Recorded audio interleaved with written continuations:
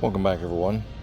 Today we're at our local Second and Charles. Figured to bring us to the clearance section, where I get a lot of things to, kind of look at, wheel and deal and trade. Sometimes I'll buy some of these things if they're real good deals. And I've even found some dollar ones, so you can look at our other videos of things that they'll have here. And then I'll turn around and take them to our local McKay's here in Tennessee and sell. But just to let you know what our local Second and Charles looks like. This just happens to be their clearance section. So I mean, they've got a mixture of Funko Pop and other pop culture toys that's in their clearance section. The other thing I like, and I'll show here in a second, and this is just all the clearance size. But yeah, you could take stuff that's just $1 over here and take them over to other places. And I've even seen other people grab this stuff for $1. And we've got, here in Tennessee, we have a lot of, antique and thrift stores and things like that. And so they'll end up buying this stuff for, pennies on what it was, and then try and take it to their thrift store, their antique store, and buy them. But yeah, a lot of clearance stuff you can see here on their section. So if you're into pop culture stuff, Second and Charles is definitely a good place to come. And the other thing I was going to show everybody, if you're not familiar with Second and Charles, is that they have a lot of mystery boxes of things. So whether or not it's comics, whether or not it's CDs, different things. So now I like to buy the Funko Pop stuff, but here, so they've got, so for $30 you can get 50 comic books and see what's in there.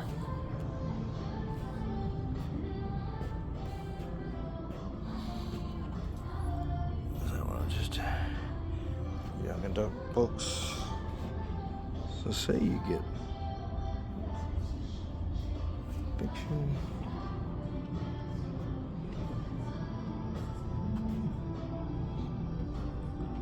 So that's one of the things I like about the place. You get these inexpensive mystery boxes. Usually they're $30 a box. See, they're a little bit everywhere.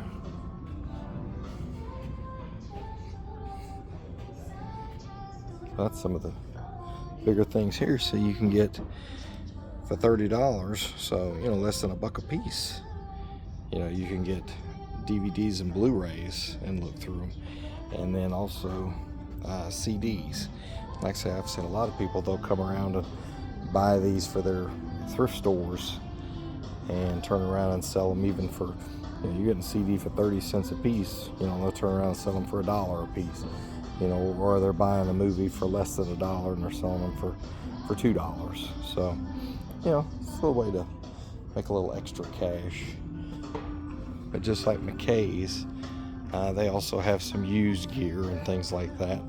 So, and of course they have a lot of vinyl.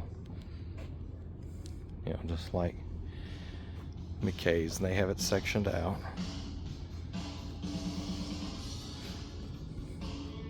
So if you're into Funko Pops and you're into records and you're into other things, you're gonna get it here.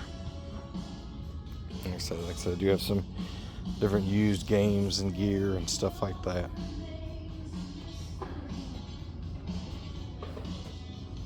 They've always got discount bins of toys and things like that. But nothing they carry is instruments, just like McKay's. And one of the interesting things I'd heard and mentioned in another video from a manager in Louisiana from Second and Charles is that's where they got their business model from, was McKay's. That the person at Books A Million, before they converted to some of their stores to Second and Charles, he spent 2 weeks going there every day and just watching and listening and all that stuff, and taking things to trade and see what they do and all that stuff. So that's just what I was told, at least from one of the store managers, is that they borrowed, Second and Charles borrowed their business model to start this from Books A Million from McKay's. Yeah, got a lot of stuff. We got a mixture.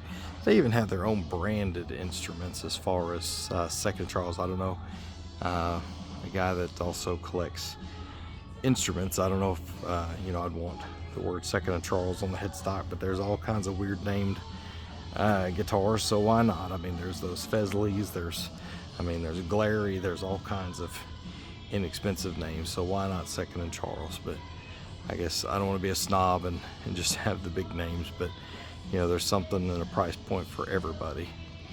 But there you go. We appreciate everybody tuning in. If you've ever been to a Second and Charles, let us know. Put that in the comments and let us know how you like it. There's several all around the country, and see if you've had any good success with them. And we appreciate everybody supporting our channel. Please like and subscribe, and we'll continue to bring you new content as it comes out. But just wanted to show you our local Second and Charles, and we thank you, and we'll see you on the next one.